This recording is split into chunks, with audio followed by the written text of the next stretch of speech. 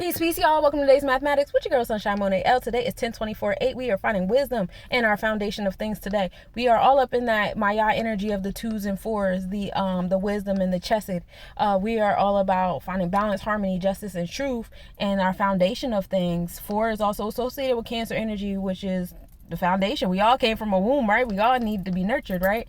Nurture versus nature, but nature is still nurturing us. Hashay. That two and four come together and make equality. So once we find that law, justice, and truth on our foundation and things like that, it brings us to a space of equality and paying attention to our health, wealth, daily routine, our moral and integral code. Six also deals with Tepereth, which is ruled by Leo energy, which is all about moving confidence and courageous. And Tepereth is connected to all your other Sephiros. All the Sephiros have to go through Tepereth. You got to go to the sun to get to God. Ashe. So, this is, heavy, being in alignment with my yacht to get to the space of equality. And once we get to the space of equality, we're going to put it into the ketters in our cipher, the knowledge in our space, being in the month of ones and zeros. And that brings us to seven. It's going to bring us closer to God, our godly like self. With the seven energy, law, justice, truth, balance. Seven also deals with the celestial designers. This is Venusian energy in the Sephiros. Now we're dealing with Netzach, which is victory. We're in that space of designing and creating, and there's a sense of balance and fineness that has to happen here. Having an eye for beauty, having a sense of priorities, because you got to prioritize the things that you're choosing to design. All that fun stuff like that is key here as well. So we're going to take that seven. We're going to put into the year of 8. This is the year of building, destroying, the year of the wood dragon. High highs make low lows. The goal is to be the homeostasis in the middle. We are in the energy of Sobek or Had. This is splendor. This is the 8th Sephira, which is all about Mercurian energy, the celestial technicians, right? So let's talk about what's how about I add the numbers first, right? We come into 1 and 5. So there's knowledge and walking in the power of our truth, which ultimately brings us to 6. Today is the day of Tepereth. Shouts to my 369 life pathers today. Today is a great day to y'all.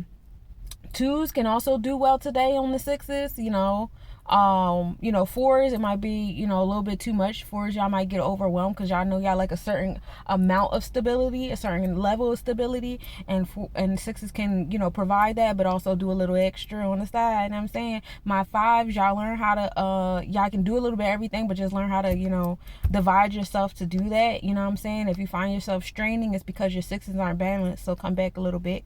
But, today overall is a beautiful day of 6. So now let's talk about what's astronomically happening. We start the day off with a 52% waning gibbous moon. No set time for rising, but setting at 2:49 p.m. We're still in the 10th house, so we're in that house of success with our intuition. Tropically speaking, we are in Cancer, so our thought process is in nurturing home and family. Our energy exchanges and happenings are in Cancer, and Sidereal, Gemini, and the constellation. So energy exchanges and nurturing them and finding those proper bonds. Draconic, we are in Cancer, so having that spiritual nurturing, spiritual maternal energy, being intuitive for my psychics and my mediums. Today might be a heavy day for y'all. Sunrise at 7:20 a.m. and setting at 6:06 p.m. The last quarter moon is today at 4:04 a.m. y'all. The moon and Persepi are in conjunction at 2:51 p.m. The moon is 2.5 degrees north. So now we're about to start moving towards what wanting crescent, where we're cleansing the non-tangible things, because once we get to the first quarter, I want y'all to look back and pay attention to all the tangible things you done cleaned up out your space. Did you do you like what you did? Are you comfortable with what you did? Are you confident in what you did? Do you feel nurtured now that this moon is in Cancer with the first quarter? Are you nurturing it? What is your intuition telling you about how you spent this last quarter? What is the community you've attracted in your space thus far, reflecting and revealing and projecting what you've done this last quarter? Pay attention to those things. Leo minors max activity is at 2 an hour, and that happens today in the Leo constellation.